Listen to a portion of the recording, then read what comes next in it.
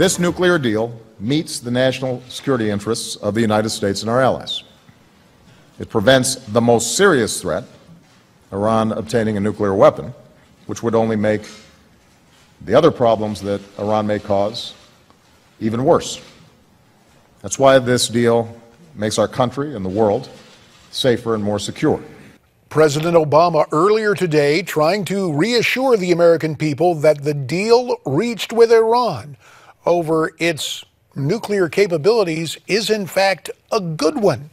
Israel, long opposed to any type of deal with Iran, Prime Minister Netanyahu warning against it, saying Iran will still make a nuclear weapon and their first target will be Israel. So, where does this leave our ally in the Middle East? For more, we turn to David Rubin, former mayor of Shiloh, Israel, and author of the book Sparks from Zion. David, thanks for making time for us here on Newsmax Prime. Thank you. Good to be with you, J.D. David, a lot of people have a lot of concerns, but in the minutes we have here, what are your primary concerns in this particular agreement, the primary elements that concern you and Israel the most? Well, this agreement is a dangerous agreement.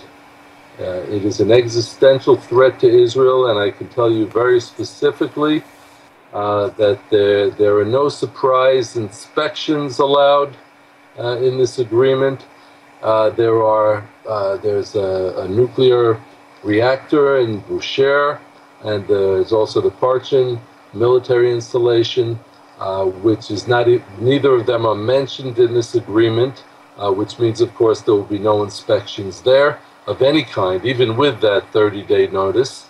The removal of sanctions will encourage the Iranians to increase their funding and their support for the terrorist organizations like Hamas, like Hezbollah, that they already support here in the Middle East. This is a very dangerous agreement. You mentioned the existential threat. You offered a few examples, but the most immediate concern, how is Israel endangered immediately by this deal?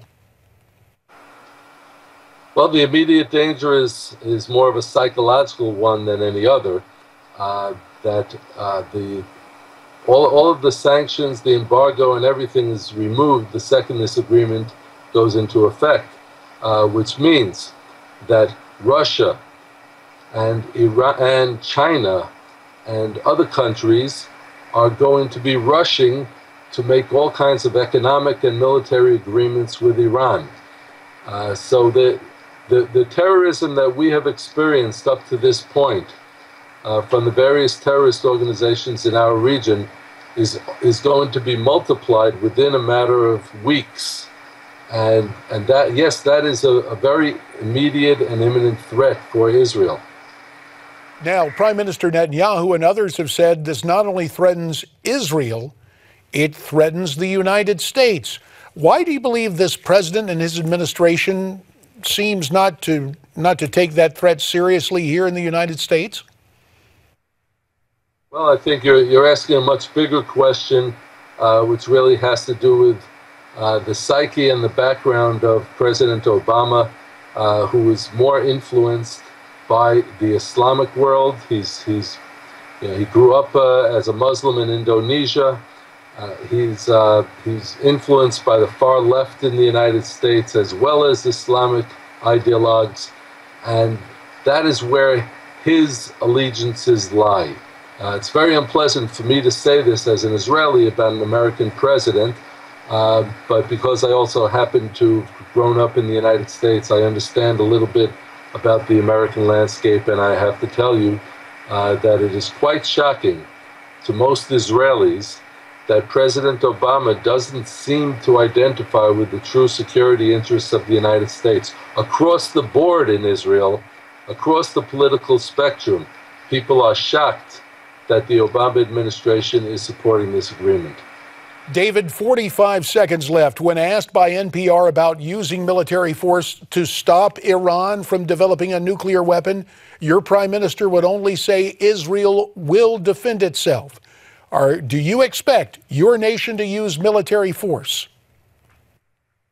I think that the only option is a military option at this point, and and hopefully such a military option will be exercised as soon as possible, and hopefully in coordination with some of the Arab nations in the Persian Gulf, which are just as concerned, if not more concerned, about this impending agreement.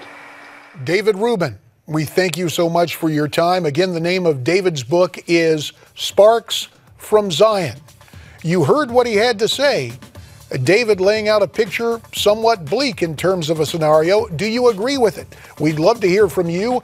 You can send me emails, Facebook me, tweet me, or use our website, newsmaxtv.com/comments.